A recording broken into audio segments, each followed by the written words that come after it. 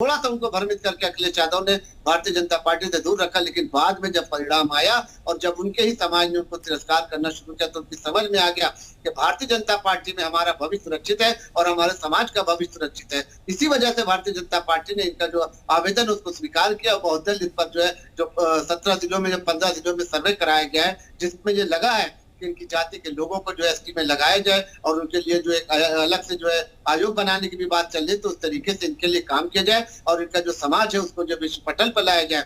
जो दबे कुचले समाज इस तरीके से भारतीय जनता पार्टी और उसके मुखिया माननीय मोदी जी जिस तरीके से पसमानदा समाज से, अल्पसंख्यक समाज से आते हैं, पसमानदा समाज उनको उठाने का काम करे। आपने देखा होगा जब से मोदी जी ने पसमानदा समाज को ऊपर लाने का काम किया है, तब से देश में एक नई क्रांति आई है और सारा का सारा अल्पसंख्यक समाज जिसको डरा के धमका कर अन्य पार्टी के लोग जो वोट हासिल किया करते थे और यही भ्रमित करते थे कि अगर भारतीय जनता पार्टी आ जाएगी तो आपका वोट देने का अधिकार छीन लेगी, आपको देश के बाहर भेज देगी। तो ये सारे मिथ्या, ये सारे जो स्लोगन अन्य शमशेर हमारे साथ बने रहिए। कीर्तिनिधि पांडे साहब भी प्रवक्ता समाजवादी पार्टी के जुड़ गए हैं।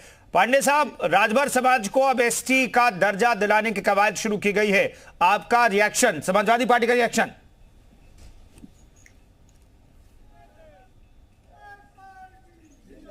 जैनेन्द्र जी भी हमारे साथ सुभाषपा के जुड़ गए हैं। जैनेन्द्र साहब, बड़ा रिटर्न गिफ्ट मिल गया आपको 9 दिनों में, ऐसा लग रहा है कि चलिए कवायद शुरू की गई है तो बड़ा रिटर्न गिफ्ट देने की तैयारी योगी सरकार की तरफ से?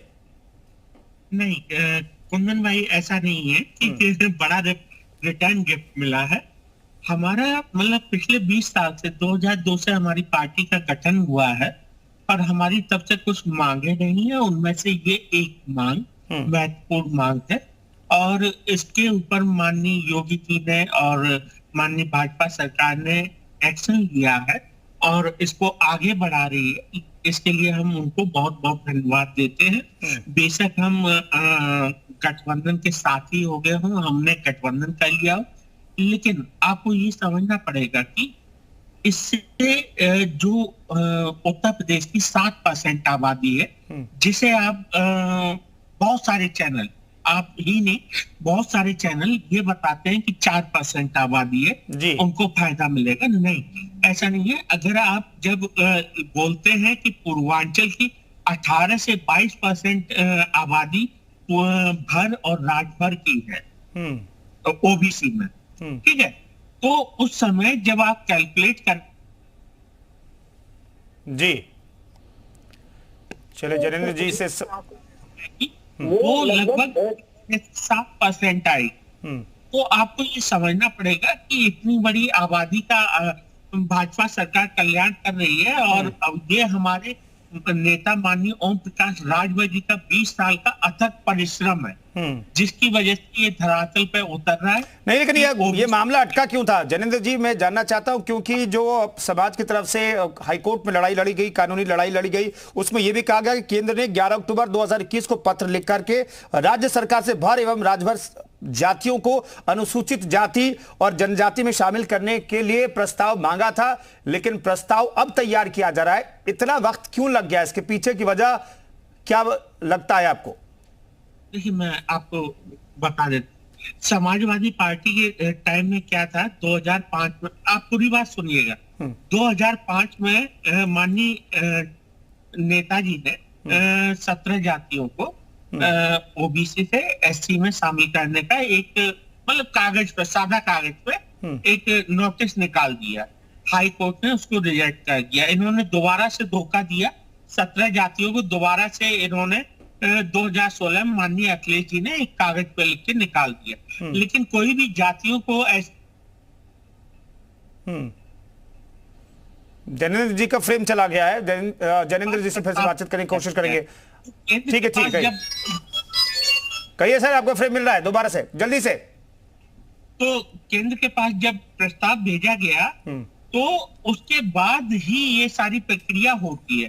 तो माननीय नेताजी, माननीय ओम प्रकाश राजभर जी ने जब कदम उठाया 2002 से, उसके बाद जाति के अंदर ये कदम उठाया जाति ने, पूरे समाज ने, कि हाँ हम इसको लेके कोर्ट में जा सकते हैं, और उसी टाइम ये पूरे समाज ने कोर्ट में ले गए थे। लेकिन कोर्ट में भी देखिए क्या हुआ कि कोर्ट में 11 जो मार्च है 2022 को एक ऑर्डर पारित किया कि 2 महीने के अंदर राजभर हर जाति को ओबीसी से एसटी में शामिल किया जाए, ये कोर्ट ने आदेश दिया था।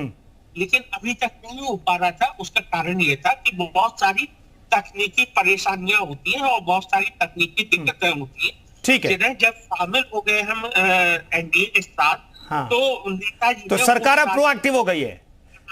तो सरकार अब प्रोएक्टिव हो गई, एनडीए में आप शामिल हुए तो सरकार से प्रोएक्टिव हो गई और प्रस्ताव बन करके तैयार होगा और फिर भेजा जाएगा। शमशी साहब, ये 4 से 7%, जैनेंद्र जी कह रहे भाई 7% हमारी आबादी है, 4% लोग बताते हैं, हम लोग भी 4% बताते हैं।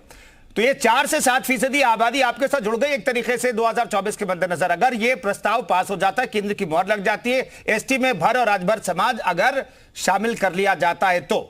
शमशी साहब जी, नहीं देखिए, ये सारी जातियां मैंने पहले बताया, जो राष्ट्र धर्म जिनके अंदर है, चाहे वो इनकी पार्टी हो, चाहे राजभर हो, चाहे निषाद हो, चाहे पटेल हो, जो भी है, जिनके अंदर राष्ट्रीयता की भावना, वो भारतीय जनता पार्टी के साथ 2014 से लगातार जुड़ी हुई है। यही वजह है कि विपक्ष की सारी पार्टियां लगातार हार का सामना करती चली आ रही हैं और भारतीय जनता पार्टी को विजय श्री हासिल होती जा रही है। हम उनको पुरस्कार नहीं दे रहे हैं, बल्कि जो उनका योगदान है उनको पुरस्कृत किया जा रहा है। और ओम प्रकाश राजभर जी ने अपनी बिरादरी के लिए अगर ये साहस किया है, ये उन्होंने लगातार उसको बढ़ाने के लिए काम किया है और उन्होंने आवेदन किया है, तो यकीनन आप जो है इसको जो एसटी का दर्जा दिया जाएगा और एक नया इतिहास लिखा जाएगा किस तरीके से भारतीय जनता पार्टी ने जो दबे कुचले लोग थे, जिनको हमेशा दूसरी पार्टी के लोगों ने हमेशा शिकार बनाया, उनके ऊपर जुल्म किया, अत्याचार किया, उनके ऊपर हमेशा जो है समाज से पीछे रखा, उनको मुख्य धारा से जोड़ा ही नहीं, चलिए उनको जो है जोड़ने का काम भारतीय जनता पार्टी। चलिए, बहुत बहुत धन्यवाद शमशी जी। हमारे साथ कीर्ति पांडे नहीं जुड़ पाए इस चर्चा में, जैनेंद्र जी जुड़े थे। जैनेंद्र जी, वक्त थोड़ा कम है। दिलीप यशवर्धन जी हमें संविधान के नजरिए से इस पूरे मामले को समझाने की कोशिश कर रहे थे, लेकिन चुनाव के नजरिए से देखिए, चुनाव के नजरिए से एनडीए को बड़ा फायदा होने वाला है अगर चुनाव से पहले एसटी में शामिल कर लिए जाते हैं भर और समाज के लोग, तो इसका फायदा चुनाव में मिलेगा एनडीए को। फिलहाल इस खास पेशकश में इतना ही।